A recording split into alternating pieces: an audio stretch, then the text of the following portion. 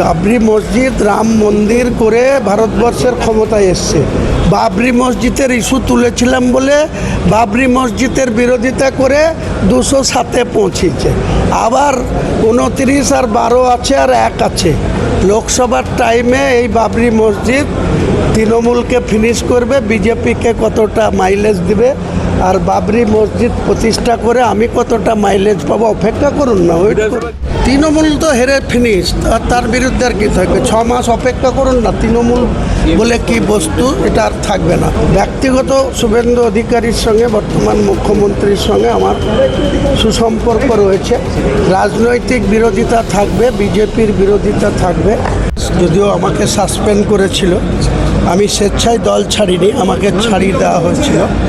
তো সেই দলের একজন নেতা, কলকাতার মেয়র, আরবান ডিপার্টমেন্টের মন্ত্রী ছিলেন, তিনি সবসময় আমাকে উদাহরণ দিতেন যে মমতা বন্দ্যোপাধ্যায়ের ছবি ছাড়া নাকি আমাদের কোনো গ্রহণযোগ্যতা নেই, বা আমরা মানুষের কাছে কোনো গ্রহণযোগ্যতা আমাদের থাকবে না। উনি নিজে যেটা ভাবতেন সেটা আমাদেরকেও ভাবাবার চেষ্টা করতেন। তো তিনাকে যোগ্য জবাব দেওয়া হয়েছে। মমতা ব্যানার্জি নিজেই 2021 সালের নির্বাচনে বর্তমান মুখ্যমন্ত্রীর কাছে 1956 ভোটে হেরেছিলেন। তারপরেও তিনাদের ঔদ্ধত্য কমেনি। তিনাদের মুখে মা মাটি মানুষের নেত্রী বলতেন, আর কোনো মানুষের সঙ্গেই সম্পর্ক রাখতেন না। তার ক্যাবিনেটের সদস্যদের সঙ্গে 5 মিনিট কথা বলতেন না। আপনি ইন্ডিভিজুয়াল লড়াই করবেন নাকি আপনি বিজেপির সঙ্গে একসঙ্গে লড়াই করবেন? কেন বিজেপির সঙ্গে লড়তে যাব? বিজেপি তো নিজেদের দক্ষতায়, যোগ্যতায় বাংলার মানুষের কাছে 260টি আসন জিতে নিরঙ্কুশ গরিষ্ঠতা লাভ করেছে। তারা তাদের ভালোভাবে রাজ্য চালাবে। আমরা বিরোধী আসনে বসে তাদের যে রাজ্যপাট, সেটা যাতে রাজ্যের মানুষের মঙ্গলে কাজ করে, মানুষের সব রকম মানুষকে নিয়ে কাজ করে, সব মানুষের সব জাতি ধর্ম নির্বিশেষে সর্বস্তরের মানুষকে যাতে পরিষেবা দেয়, সেটাই আমরা এই সরকারের কাছে আশা ব্যক্ত করি। মানে লড়াইটা কি তাহলে তৃণমূলের বিরুদ্ধে না? এখন তৃণমূল তো হেরে ফিনিশ, আর তার বিরুদ্ধে আর কি থাকবে? 6 মাস অপেক্ষা করুন না। তৃণমূল বলে কি বস্তু এটা আর থাকবে না পশ্চিমবাংলায়। আগামী নির্বাচনগুলোয় দেখবেন তৃণমূলের টিকিট নিয়ে আর টাকা দিয়ে টিকিট নিত, তো এরপর আর তৃণমূলের টিকিট নিয়ে কেউ লড়ার নাম করবে না, কেউ লড়তেই যাবে। দেখুন, নতুন সরকার ভালো কাজ করবে, এটাই আমি আশা ব্যক্ত করব। আর পার্সোনাল যদি বলেন, মমতা বন্দ্যোপাধ্যায়ের প্রতিও যেমন আমার অনেক কৃতজ্ঞতা রয়েছে, বা আগামী দিনেও যতদিন উনি বাঁচবেন থাকবে। কিন্তু ব্যক্তিগতভাবে হুমায়ুন কবির, তার যা বয়স আর যা পলিটিক্যাল লংজিভিটি, বা তার যে 43 বছরের কেরিয়ার, তো শুভেন্দু অধিকারীর বয়স আমার থেকে অন্তত 6-7 বছরের কম, তো তারও অনেক লম্বা কেরিয়ার। ব্যক্তিগত শুভেন্দু অধিকারীর সঙ্গে বর্তমান মুখ্যমন্ত্রীর সঙ্গে আমার সুসম্পর্ক রয়েছে। রাজনৈতিক বিরোধিতা থাকবে, বিজেপির বিরোধিতা থাকবে। আমার আমজনতা পার্টির পক্ষে থেকে শ্রীবৃদ্ধি করার জন্য, পার্টিকে শক্তিশালী করার জন্য আমার পদক্ষেপ থাকবে। দেখুন না, বাবরি মসজিদ রাম মন্দির করে ভারতবর্ষের ক্ষমতায় এসছে।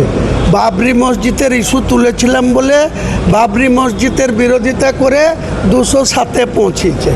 আবার 29 আর 12 আছে আর 1 আছে। লোকসভার টাইমে এই বাবরি মসজিদ তৃণমূলকে ফিনিশ করবে, বিজেপিকে কতটা মাইলেজ দিবে, আর বাবরি মসজিদ প্রতিষ্ঠা করে আমি কতটা মাইলেজ পাবো অপেক্ষা করুন না। ওই হ্যাঁ, একাই তো লোকসভায় একাই লড়াই করবো। আমি কোনো পার্টির সঙ্গে অনেক তেল মেরেছি। মোহাম্মদ সেলিম, আইএসএফের নেতা, কংগ্রেসের নেতাদের অনেক বলেছিলাম। তারপরে মিম, তার সঙ্গে তো জোট হয়েছিল। তারা একটা ভিও বা এআই ভিডিওকে সামনে রেখে, হ্যাঁ, 12 কোটি টাকা খেয়ে নিল। ইমরান সোলাঙ্কি বলে স্টেট প্রেসিডেন্ট, ওয়াইসির মতো যোগ্য সম্পন্ন ব্যক্তি সেটাকে যাচাই না করে। হ্যাঁ, দেখুন, বলা অনেক সহজ। আমার অভিজ্ঞতা দিয়ে বলছি, ভারতবর্ষের দেশ চালাচ্ছে বিজেপি। 25 বছর ধরে গুজরাট চালাচ্ছে, কখনো আসাম চালাচ্ছে, কখনো উড়িষ্যায় এসছে। মুখে বলা যতটা সহজ, কাজে করে দেখানো অনেক কঠিন আছে।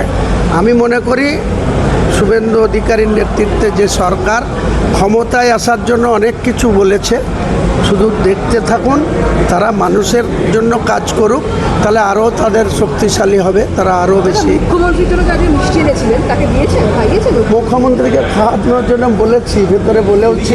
উনি বললেন যে আমি চেম্বারে গিয়ে ডেকে পাঠাবো। দুর্ভাগ্যবশত যখন চেম্বারে ঢুকেছিলেন তখন আমি অন্য কাজে ব্যস্ত ছিলাম, উনি বেরিয়ে গিয়েছেন। যদি আসে ভালো, নাহলে ওনার যারা লোক আছে তাদের হাতে দিয়ে দেব। কি কি মিষ্টি খাওয়ালেন? আমি তো নিয়ে এসেছি বিখ্যাত ছানা বড়া মুর্শিদাবাদের, আর মনোহারা, দুটোই আমাদের মুর্শিদাবাদে শ বছর ধরে যারা মুদির এই মিষ্টির ভাণ্ডার, কালীমাতা মিষ্টান্ন ভাণ্ডার, এটা অনেক নাম করা মিষ্টি। আমি ছবি করা 7 ফর নওদা আর রেজিনগর থেকে কালকে যদি রিজাইন হয়, কারণ স্পিকার তো এখনও বসেনি, কালকে হলে করব। কালকে বোধহয় সম্ভবত হবে না, স্পিকার পরশুদিন বসলে স্পিকারের কাছে তো রিজাইন করতে হয় নিজের হাতে লিখে। ওখানে তো আবার নির্বাচন হবে তাহলে। হ্যাঁ, তো বাই ইলেকশন হবে। আমি ইলেকশন কমিশনকেও রিকোয়েস্ট করব এবং রাজ্যের মুখ্যমন্ত্রীকেও রিকোয়েস্ট করব। উনি তো আমায় জিজ্ঞেস করলাম, উনি বললো ভবানীপুরটা রাখবো, নন্দীগ্রাম ছাড়বো। তাহলে আমি নওদা রাখছি, রেজিনগর ছাড়ছি। এই দুটো আসনে যাতে আগস্টের মধ্যে বাই ইলেকশনটা হয়। মুখ্যমন্ত্রীর অনেক ভূমিকা থাকে আর ইলেকশন কমিশনকে বলে, কারণ সরকারি কর্মচারীদের পুজোর টাইমে সবারই ছুটি দরকার, সবারই তাদেরকে রিলিফ দিতে হবে। কাজেই আগস্ট মাসের মধ্যেই যাতে দুটো সিটে বাই ইলেকশন হয়ে যায়, মুখ্যমন্ত্রীর তরফ থেকেও রিকোয়েস্ট করব আর ইলেকশন কমিশন। রেজিনগর থেকে কাকে রাখছেন? আমার ছেলে যে 25শে বৈশাখ জন্মগ্রহণ করেছিল 1994 সালের 9 মে, সে বর্তমানে রাজনীতিতে আছে, পঞ্চায়েত সমিতিতে একটা কর্মধ্যক্ষ পোস্টে আছে। সেই ছেলে যেহেতু রাজনীতির মধ্যে আছে, তাকেই আমি আমার বলছি, বাবরি মসজিদের কাজ কবে থেকে শুরু হচ্ছে? চলছে, তো অনগোয়িং আছে।